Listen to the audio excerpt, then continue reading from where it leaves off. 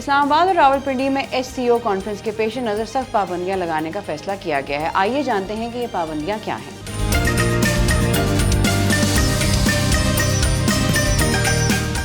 SCO conference के पेश नज़र जुड़वा शहरों में 12 से 16 अक्टूबर के दौरान शादी हॉल, कैफे, रेस्टोरेंट और स्नूकर क्लब्स बंद करने का हुक्म दिया गया है। पाकिस्तान की सरबराही में SCO सरबराह इजलास 16 और 17 अक्टूबर को इस्लामाबाद में हो रहा है, जिसमें चीन के वजीर आजम ली चियांग समेत मुख्तलिफ ममालिक के सरबराहान शिरकत करेंगे। पुलिस ने ताजरों, होटल और रेस्टोरेंट मालिकान को नोटिस जारी कर दिए हैं, जिसमें बताया गया है कि खिलाफ वर्जी करने वालों के खिलाफ कानूनी कार्रवाई की जाएगी। दूसरी जानिब पुलिस ने ताजरों और होटल मालिकान से श्योरिटी बॉन्ड्स तलब कर लिए हैं, जबकि दोनों शहरों में 14 से 16 अक्टूबर तक आम तातील का ऐलान भी किया गया है। मजीद अपडेट्स के लिए देखते रहिए bnews.pk।